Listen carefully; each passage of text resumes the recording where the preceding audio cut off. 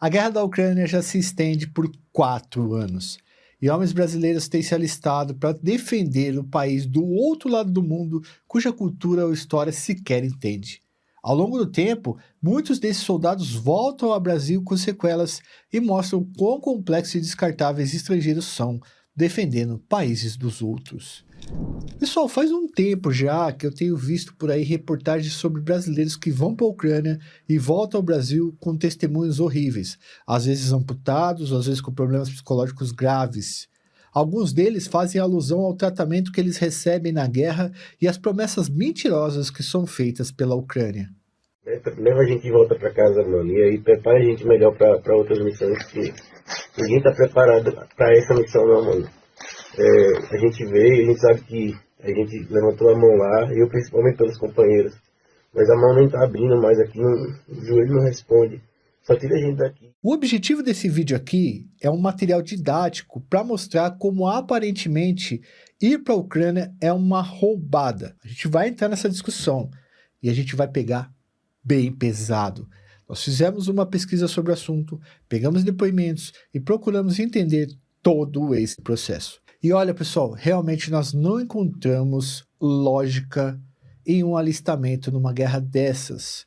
Não há forma de compensar financeiramente você se enfiar para o outro lado do mundo, trocar tiro com um povo que você nem conhece. A não ser que seja por ideologia, ou para pegar experiência, ou com vontade de matar os outros. Estar numa guerra é algo que todo mundo deveria fugir. Imagina que tem gente que está saindo daqui, deixando esposa e criança pequena para ir dar tiro em russo, defendendo o país que os caras nem gostam da gente, mano. A guerra, pessoal, não é bombom. A vida no front não é uma bandeja de morango. Há guerras que o homem deve travar no dia a dia no seu próprio país. E aqui no Brasil está cheio dessas pequenas e grandes guerras cotidianas.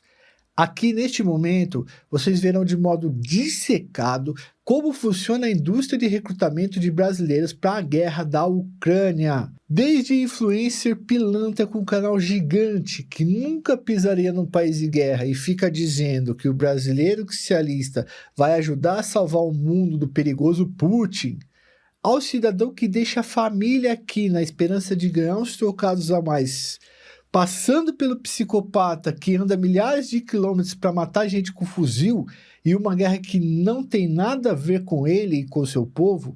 Esse é um tema complicado e complexo, mas que a gente gosta muito de entrar.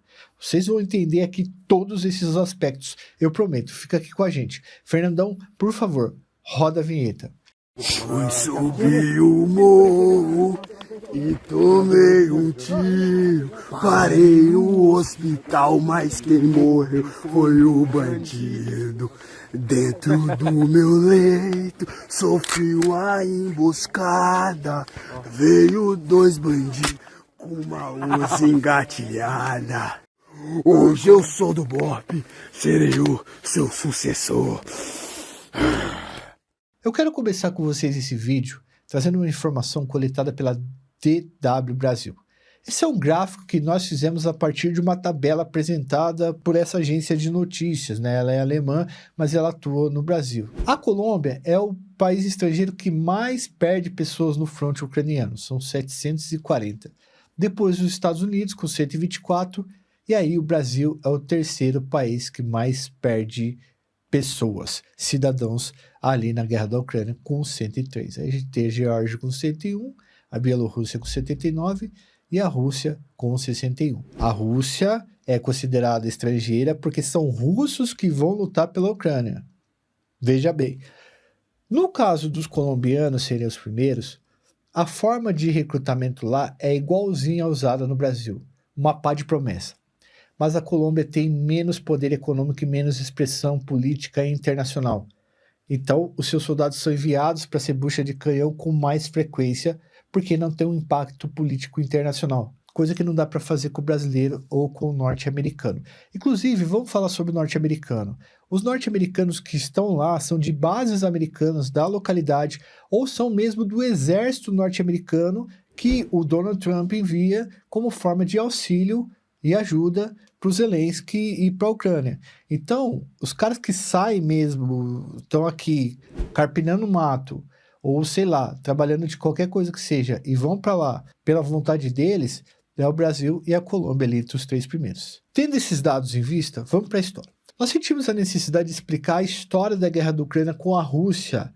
Esse é um elemento básico para compreender esse vídeo e o tipo de confronto que está rolando entre eles. E muita gente que está indo para lá nem sabe o que aconteceu na história desses 2 países. E um pouco de história ajuda a quebrar a narrativa de vários produtores de conteúdo que estão ajudando a convencer brasileiros a irem para a Ucrânia, fazendo esse desserviço. Essa história é um assunto complexo que só um bom professor vai saber sintetizá-lo. E eu trouxe um dos melhores professores que eu já tive na vida, e tenho a honra de apresentar ele para vocês, o Thiago Sumaré, que manja muito de geopolítica e dessa história. Eu pedi para o Sumaré fazer um pequeno resumo da guerra, porque era um desafio para mim, tá? E aí eu dei um desafio para ele também. Como ele é um professor extremamente competente, ele conseguiu dar conta do recado com os pés nas costas. Essa explicação do Sumaré é um corte de uma explicação maior, que ficará no final para vocês, tudo bem? O nosso produto, ele não é um produto tão grande, se a gente deixasse o Sumaré explicando aqui o tempo todo que ele gravou, talvez vocês até sairiam do vídeo, e a gente precisa de um trecho curto mesmo, para vocês poderem compreender. Mas a explicação inteira do Sumaré, ponto por ponto, detalhe por detalhe, desde lá do passado até a puta que pariu, vai estar no final desse vídeo para vocês compreenderem, e eu, logicamente, aconselho que vocês assistam. Então, primeiro, a gente olha para o mapa dessa região e percebe que a Ucrânia está localizada num ponto bem estratégico. Ela está ali banhada pelo Mar Negro, ela é cortada pelo rio Dnieper, e ela está no meio do que eram 3 impérios, tá? O Império Russo, o Império Austro-Húngaro e a República das Duas Nações, que era uma espécie de um estado biconfederado entre Polônia e Lituânia. Ou seja, é um território importante para esses 3 impérios e uma região com uma grande diversidade cultural. O que faz com que essa região seja difícil da gente traçar uma fronteira precisa ali, mantendo cada grupo no seu devido lugar, tá? Bom, já é complicado, mas vamos colocar os pontos principais. Primeiro a gente volta lá em 1654, quando essa região, a Ucrânia, estava sendo espremida pela Polônia.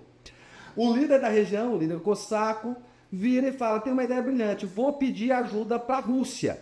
Vira para o czar e fala, cara, vem me ajudar contra a Polônia. A Rússia fala, legal, vamos aí. Só que o czar vai entender aquilo diferente, não um contrato de ajuda, mas sim, cara, né, tô pedindo para você chegar junto. E a Rússia vai lá e aos poucos vai anexar essa região. No século XIX, o negócio ele fica tão pesado que a Rússia nem chama a região de Ucrânia, vai chamar essa região de Pequena Rússia. Eles vão dizer que o ucraniano não é um lugar. A Ucrânia não é um lugar, o ucraniano não é uma língua, e chega a proibir livros, chega a proibir textos, chega a proibir até música em ucraniano. Foi nessa época que vai aparecer um poeta que vai ser considerado até hoje, talvez o poeta mais famoso da Ucrânia, onde vai ser uma representatividade dessa resistência cultural. E isso vai fazer com que a Ucrânia ela tente manter essa certa autonomia. O que vai acontecer por um período pequeno de tempo no final da Primeira Guerra Mundial. Em 1917, quando está rolando a Revolução Russa, a região da Ucrânia vai até conseguir fazer ali uma certa autonomia. Porém, não dura muito tempo, já que a União Soviética, na formação da União Soviética em 1922, essa região vai ser anexada e vai ser uma das repúblicas fundadoras da União Soviética, que vai se manter com essa importância de autonomia mais dentro dessa unidade soviética até o final. Aí, no início dos anos 90, a gente tem a grande cabo de guerra geopolítico. Visto aí, entendido, beleza?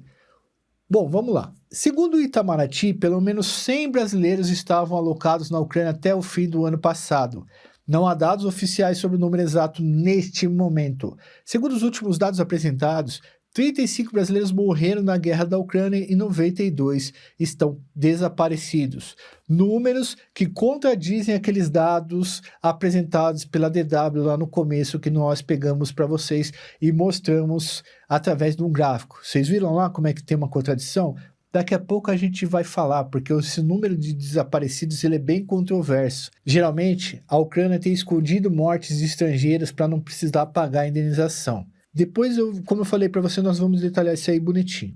Vamos lá então. O Brasil é um país que nos últimos anos não entrou em guerra. Tivemos algumas missões na ONU, principalmente no Haiti, e que soldados brasileiros puderam ali viver uma situação de ação, mas não necessariamente uma guerra. Nós temos vários conflitos internos aqui no nosso país. Mas desde que estourou o conflito armado da Ucrânia, brasileiros passaram a se interessar pelo alistamento internacional. E nós fomos no site para analisar como que os ucranianos tentam pescar esses homens no mundo, tá? Você entra no site e o slogan já é "Junte-se ao exército ucraniano. Defenda a liberdade da Ucrânia, da Europa e do mundo inteiro." É uma sintetização para o argumento ideológico de que a Ucrânia tenta emplacar no mundo, dizendo que a Rússia está em expansão e que a Ucrânia é a resistência, a última fronteira da Rússia para chegar em países como Alemanha, Itália e França e dominar o mundo. Entre as exigências, o site diz que o cara, para se alistar, ele precisa ter entre 18 e 60 anos, não ter doenças crônicas, não ter ficha na polícia e condição física para missões. Aí, você vai passar por 4 passos. 1. Alistamento. 2. Triagem e exigibilidade. 3. Entrevista e avaliação. E outra triagem para fazer a entrada no país. Uma vez lá dentro, você passa por um treinamento de alguns meses, está apto para ir para um destacamento e depois estrangeiro para o front, né? Um destaque, tá? Para deixar aqui o negócio mais contraditório. Muitos soldados já disseram que fizeram treinamento de 1 ou 2 semanas só. A Ucrânia tem feito vídeos para incentivar os brasileiros a irem lutar no país. Dê uma olhada, o que eles oferecem são vantagens econômicas e até a possibilidade de ter uma profissão do futuro. Olá, amigos! Recentemente, o número de voluntários de diferentes países aumentou em 2,5 vezes. O governo ucraniano lhes fornece tudo o que precisam: comida, vestuário, equipamento de proteção, armas e dinheiro. Durante o período de participação em operações de combate, o salário pode chegar aos $4.500 americanos por mês. Mas o mais importante é a formação. Treinamos aqui operadores de drones, médicos de combate e operadores das armas mais avançadas. Esta é uma oportunidade única de conseguir uma profissão que lhe dará rendimentos para o resto da sua vida. Se quiser saber mais, visite o sítio. Junte-se ao exército ucraniano. E ela também diz que os caras dão tudo. E, obviamente, você vai lutar numa guerra por um país e a única coisa que... Bom, o mínimo que o cara pode dar pra você é comida e fuzil, caralho. Mas tem soldados que foram para lá e já relataram que muitos equipamentos são velhos, de má qualidade, que às vezes você precisa pagar, comprar o bagulho.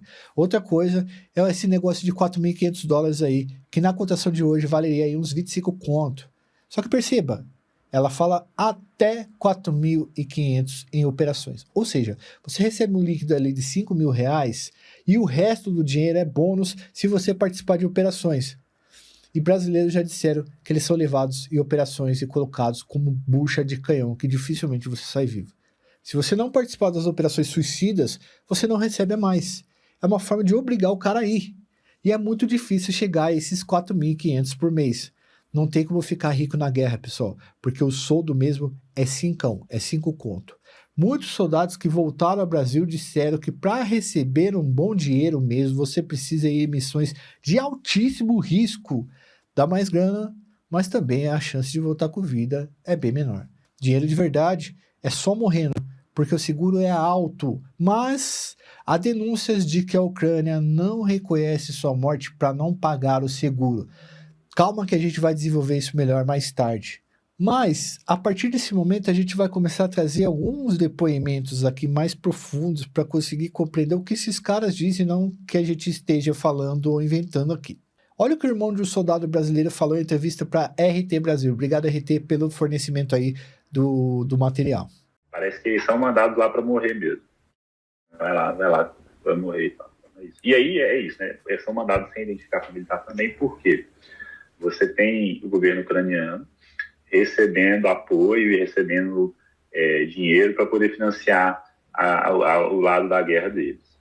Eles repassam parte desse dinheiro para a administração desses grupos, né, de de soldados, a administração desses grupos é que faz o pagamento dos salários dos soldados. O meu irmão fazia parte da 3ª Brigada de Assalto. Se a administração da 3ª Brigada confirmar a morte do meu irmão, eles param de receber a verba que era do salário, né, do meu irmão.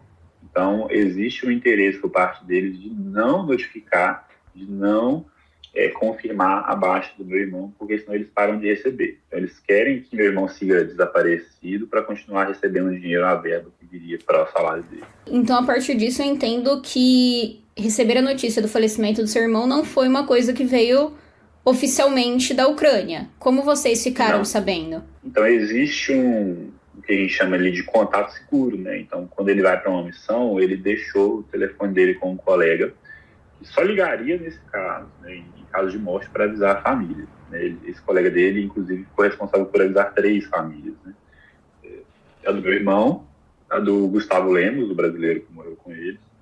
Alguns brasileiros têm ido com a promessa de aprender a manejar drones de alta tecnologia, mas quando chegam, descobrem que esse tipo de trabalho é entregue preferencialmente para o ucraniano.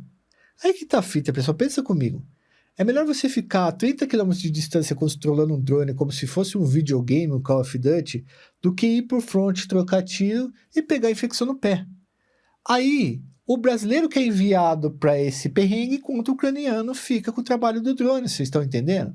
Olha esse vídeo do soldado chamado Lucas Felipe, o que ele conta.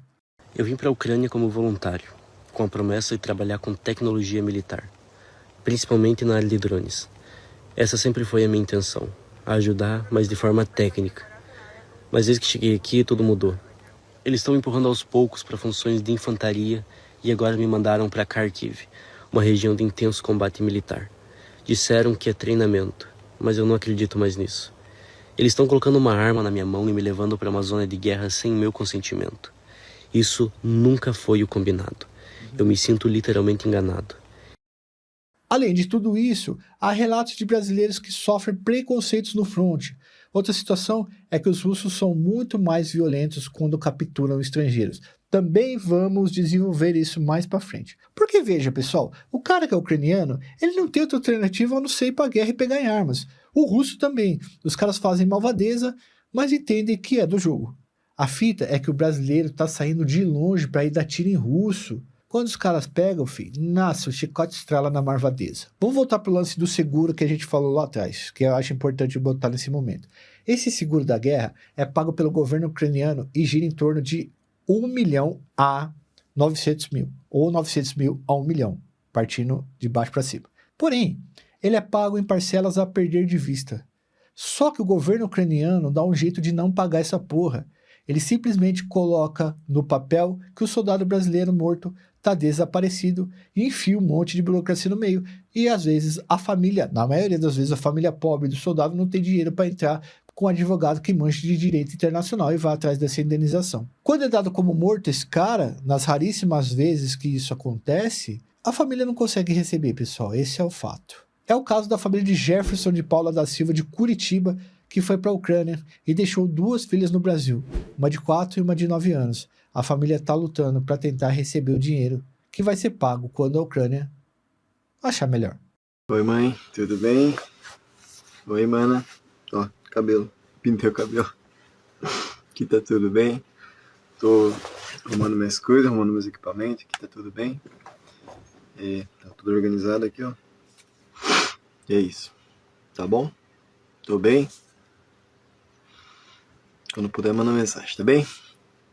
Beijo. Amo vocês.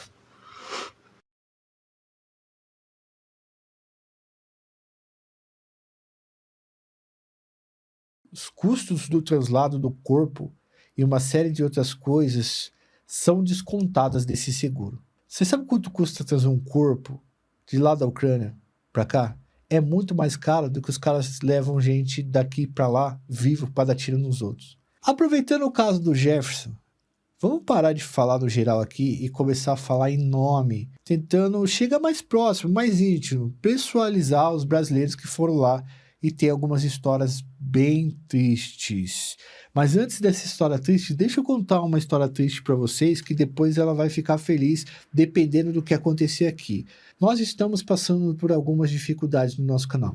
Uma pesquisa como essa foi dias e dias atrás de coisas. E a gente pede uma força para vocês. Se vocês quiserem e puderem financiar o nosso trabalho, a gente está aqui deixando disponível o nosso chave Pix para que vocês possam contribuir com uma pesquisa mais aprofundada. O YouTube tem apresentado algumas características que ele parece que está demandando vídeos mais superficiais. E não é nossa cara aqui, rapaziada. A gente aqui investe tempo em pesquisa de qualidade. E isso custa tempo, e tempo custa dinheiro. Então, se você puder ajudar no nosso trabalho e fazer um Pix aí pra gente, caso contrário, deixa seu like e se inscreve no nosso canal. Porque chegando a 2 milhões, a gente tem mais chance de conseguir um patrocínio. Dado aos temas que a gente trabalha aqui, vocês sabem, a segurança pública, a facção, muitas empresas não querem nos patrocinar, então vocês podem nos patrocinar com Pix. É muito importante sua colaboração, certo? Vamos continuar aqui. Antes de pessoalizar tudo que a gente falou para vocês aqui que a gente vai fazer, entrar nos pormenores, na vida dos caras, na família dos caras que morreram na Ucrânia ou que foram para lá, a gente selecionou algumas questões, alguns personagens para vocês. Eu preciso falar da instituição que zela pelo brasileiro fora do nosso país, inclusive na guerra, que é o Itamaraty. O Itamaraty, que é a instituição responsável pelas relações do Brasil com o resto do mundo, emitiu uma nota pedindo para que brasileiros não colhem ali, não partam para a Ucrânia. Em 2025 cresceu o número de mortos, de desaparecidos também, tá? Foi assim, quase que dobrou. Acompanhe parte da nota do Itamaraty. Quando eu falo nota do Itamaraty, é que a instituição mais poderosa que zela por brasileiros fora das nossas terras está falando assim: rapaziada, para de ir nessa porra, porque só tá dando BO, só tá morrendo gente, a gente tá lavando as mãos se vocês continuarem indo nesse bagulho. Não adianta morrer lá e depois falar pra gente trazer o corpo, não adianta tá lá, tomar um tiro, perder a perna e dizer que não adianta, a gente tá avisando que não é para ir para lá. Conselho de mãe, hein?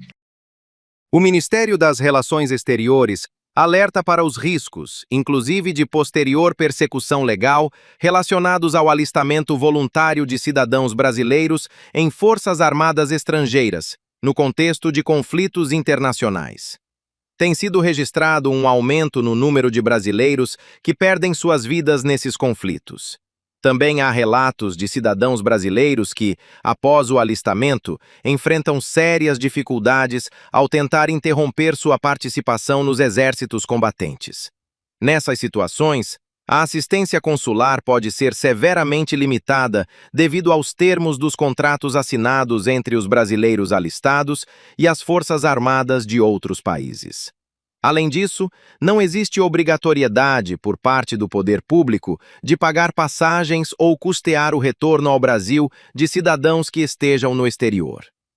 Diante desse cenário, o Ministério das Relações Exteriores recomenda, de forma enfática, que convites ou ofertas de trabalho e de participação em exércitos estrangeiros sejam recusados.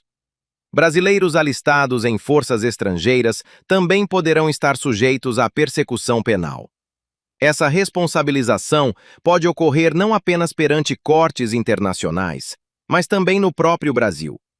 Isso ocorre com base no artigo 7º do Código Penal, que determina que podem estar sujeitos à legislação brasileira os crimes cometidos por cidadãos brasileiros, mesmo quando praticados em território estrangeiro, nos casos em que, por tratado ou convenção internacional, o Brasil tenha assumido a obrigação de prevenir ou impedir tais ilícitos. Brasileiras e brasileiros que estejam em zonas de conflito armado e precisem de assistência consular podem procurar as embaixadas do Brasil nos países onde se encontram. Também é possível entrar em contato com o plantão da Divisão de Comunidades Brasileiras e Assistência Consular do Itamaraty, em Brasília. O telefone para contato é +55 61 982 6 00 610. Inclusive, um dos motivos do Itamaraty lançar essa nota é que a Rússia está considerando estrangeiros que lutam na Ucrânia como mercenários. Mano, esse é o momento que a porca torce o rabo aqui no nosso vídeo. Porque eu vou explicar para vocês como essa consideração, essa classificação da Rússia de falar que os caras são mercenários é complicado pro brasileiro que vai para lá, tá? Um mercenário não luta por ninguém. Ele luta por dinheiro.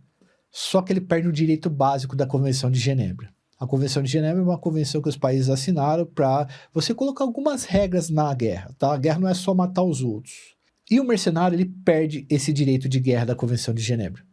O prisioneiro de guerra, pessoal, ele tem direito a um tratamento humanitário, contato com o exterior, ou seja, para ficar no lugar ventilado, assistência médica, direito à integridade física e julgamento justo. E na maioria das vezes, pelo menos o cara que fica vivo mesmo de verdade, não fica amputado ou no meio do front, ele tem certos direitos de ser respeitado. Porque os dois lados têm prisioneiro. Se o cara morre, ele lá no front, ou se os caras pegam ele no front e faz tortura, tudo, isso aí é uma coisa, fica lá. Mas uma vez que você faz o cara prisioneiro, o pelotão faz o cara prisioneiro, aí o tratamento é diferente. No caso dos mercenários, os russos querem que esses caras se fodam, que tomem no cu. Eles maltratam, executam, enforcam e na maioria das vezes nem gastam energia para levar os caras para prisão. Tem cara que morre de fome porque os caras largam lá dentro de um buraco. Principalmente, como eu falei para vocês, os mercenários. Por quê? Porque, bicho, você tá saindo do lugar do mundo que você nem deveria sair, que é a tua terra, pra ir dar tiro nos outros, tá ligado? Isso causa muito ódio no outro maluco, sacou? Causa um ódio de guerra. E conforme a Rússia, ela considera os caras como mercenários, o julgamento é totalmente diferente, tá? E, inclusive, boa parte desses caras que ainda são julgados, eles são levados pro enforcamento mesmo. O bagulho é louco. Tem um vídeo bastante desesperador de um soldado brasileiro que foi capturado. Ele achou que ia operar drone, mas acabou sendo mandado pro front e sendo capturado pelos russos. Mano, coisa muito comum que nós vimos na pesquisa aqui, tá, rapaziada? O cara vai lá porque prometeram que ele vai ter uma profissão de saber operar drones, e o que acontece com ele é o quê? Ele é mandado como bucha de canhão, como eu falei anteriormente pra vocês. A sorte desse maluco é que o pelotão russo acabou gostando dele, mas ele grava um vídeo bastante tenso. O nome dele é Eric Soares, demonstrando que, enfim, ele tá capturado pelos russos, mas que o bagulho é muito louco lá. Vamos ver o vídeo? Bom, eu me chamo Eric Ferreira Soares, sou natural de Castanhal, no Brasil, no estado do Pará. De uma propaganda mentirosa, uma propaganda ucraniana. Vim para na Ucrânia no intuito de um serviço na retaguarda, de trabalhar em um local seguro, e eles mentiram para mim, me enviaram para a linha de frente para o combate, confronto intenso, e não era isso que me prometeram, não foi isso que foi prometido, não foi isso que era um acordo. Meu serviço não era para ser de combatente, e sim na retaguarda. Graças a Deus que estou vivo, e obrigado aos militares russos que prestaram assistência médica de forma humanitária a mim. Após eu passar por esse horror da guerra, eu me dei conta que os comandantes ucranianos só querem usar o povo latino-americano e os outros estrangeiros, colombianos, brasileiros, peruanos, entre outros, argentinos, que só querem usar para que o povo deles se beneficie. Mãe, me perdoa pelo não ter escutado o que a senhora disse, os conselhos que a senhora me deu logo quando eu cheguei no Brasil, ano passado. Me perdoa por ter voltado aqui para esse inferno. Pense bem antes de vir para cá que você perdeu algo, como eu perdi algo bem maior, que é a sua família. Não compensa vir para cá atrás de dinheiro sujo, um dinheiro que não vale a pena. Não deixe a segurança dessa família e vir para uma guerra que não é sua.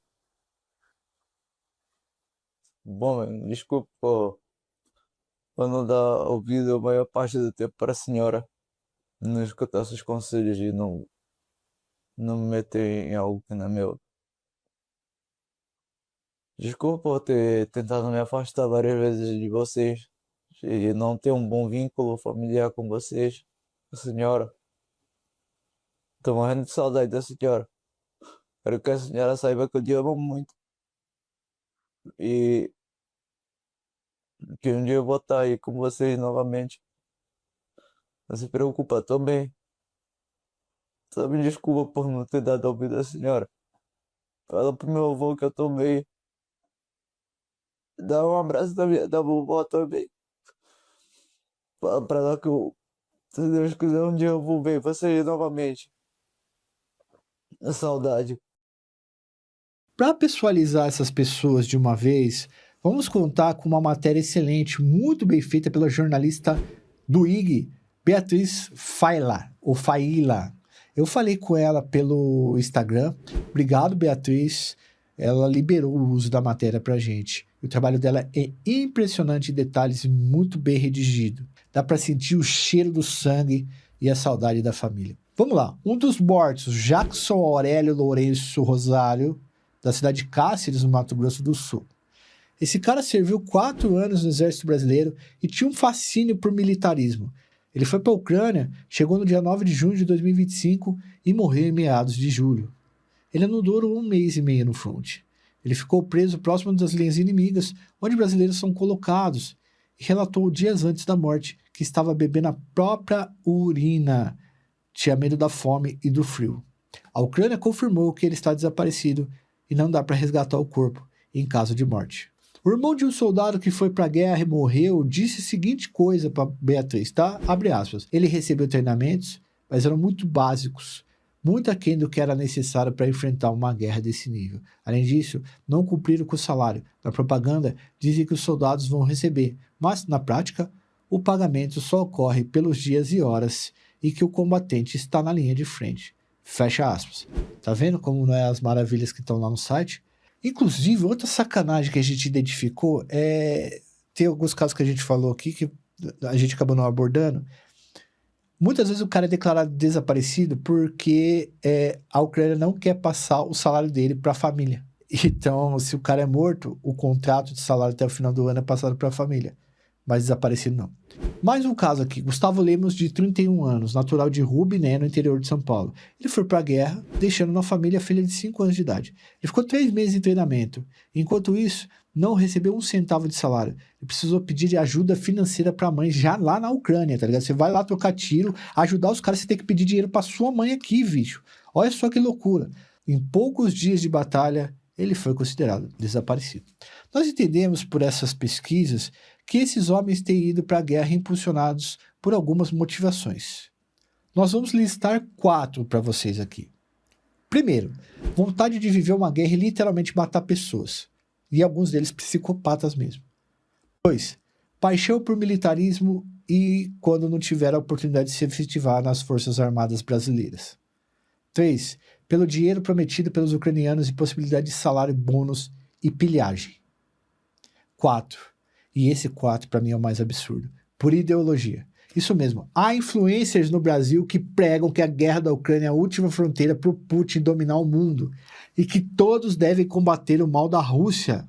Nós encontramos mais de 10 deles na internet e alguns bem grandes. Uns otários, muitos otários que tem uma cara toda... O cara é todo oleoso, falando sobre essas coisas que os caras têm que ir para a Ucrânia, tá ligado? E é um cara que nunca, olha o que eu tô falando para vocês, nunca vai pegar na porra de um fuzil na frente de um russo. Jamais. Eu tenho certeza disso, porque senão ele já estaria lá. Agora, um papo pros homens aqui. Meu amigo, se você abandona sua família, se você deixa as coisas aqui no seu país para ir dar tiro por um povo que você não conhece, em um povo que você também não conhece, tem alguma coisa de errado. Não caia nessa cilada. Nós temos muita batalha aqui no Brasil no dia a dia. Você não precisa ser bucha de canhão do outro lado do mundo. Deixa seu like, se inscreve no canal, ativa o sininho. Tamo junto, fui, valeu. Se inscreve no canal aí que nós temos que chegar a 2 milhões de pessoas. Beleza? Show de bola. E ó, isso aqui não é continência porra nenhuma não, que eu não gosto desse bagulho de guerra não. Sabe? Ficou?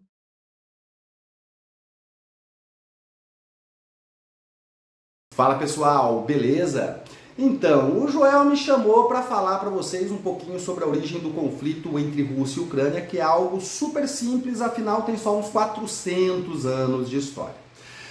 Bom, eu costumo dizer que para a gente entender geopolítica, a gente não pode ficar só nas notícias de hoje, né? Todo mundo sabe que está rolando uma guerra entre a Rússia e a Ucrânia. Mas por que será que a Rússia acha que tem direito de estar ali? Então, para isso, a gente precisa voltar um pouco no tempo para entender como que é essa relação. E a relação entre esses dois países é uma relação bastante tensa, né? Como se fosse um casamento meio que forçado que dura alguns séculos já. Então, para a gente tentar entender isso, eu vou pincelar com vocês alguns momentos da história da região para que você consiga observar melhor o que está rolando.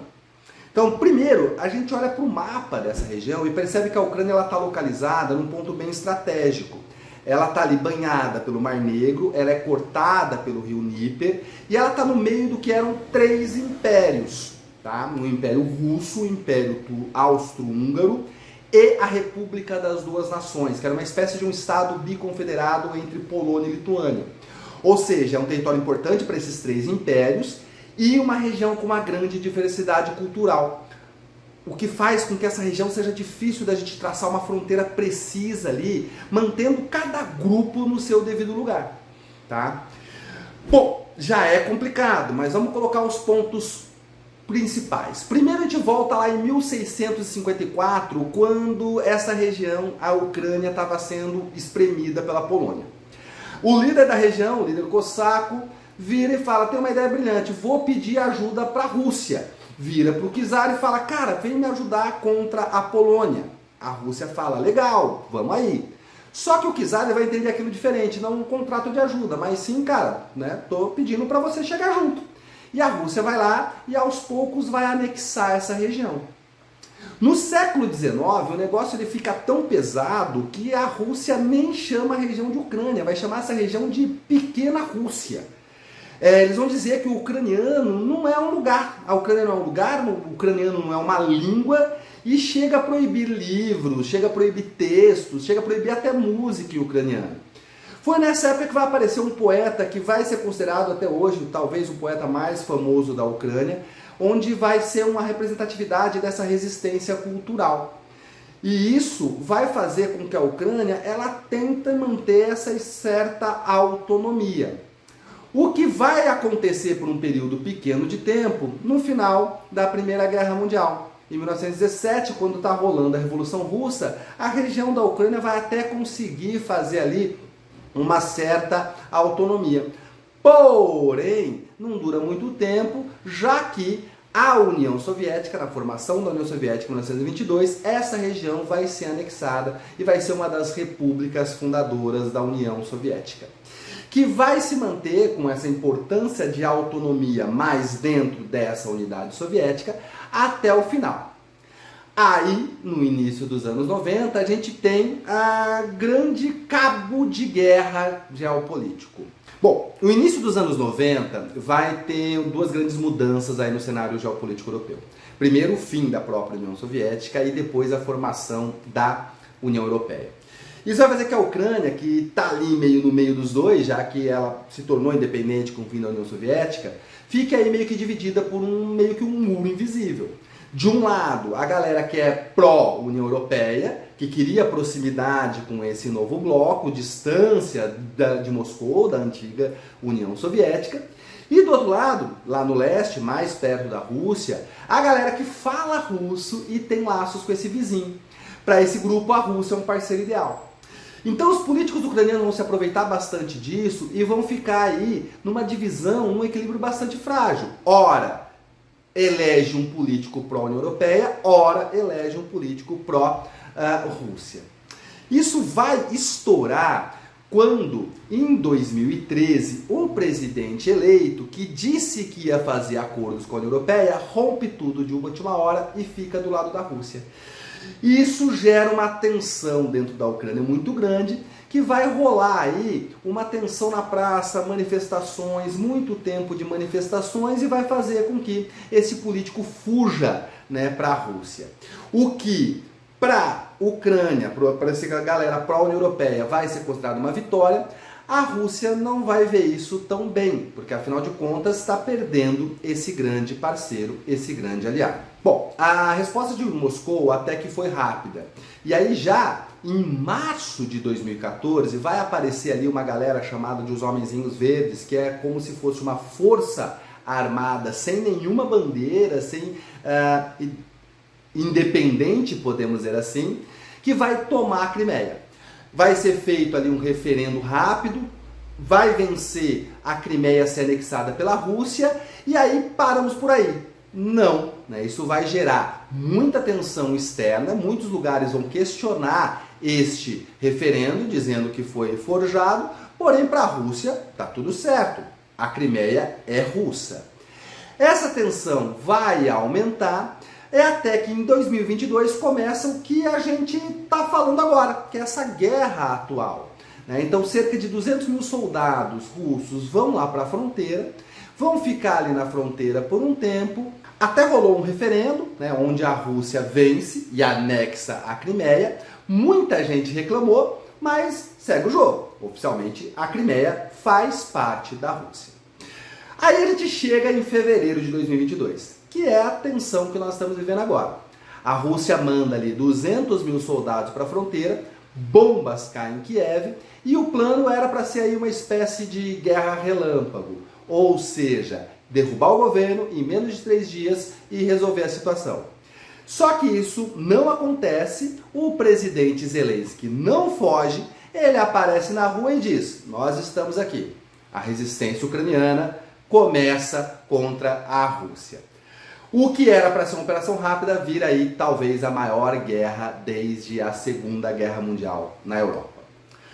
Não dá para falar disso sem falar do Zelensky, né, cara? O Zelensky, ele tem uma história muito maluca, ele, literalmente o cara era um comediante famoso, tinha um quadro onde ele interpretava um professor que virava presidente, por acaso, numa série de TV. O povo achou isso legal, achou engraçado e ele foi eleito de verdade. Muita gente, inclusive eu, achava que quando entrasse essas tropas russas ia acabar muito rápido, Zelensky ia sair e resolvia a situação. Porém, não.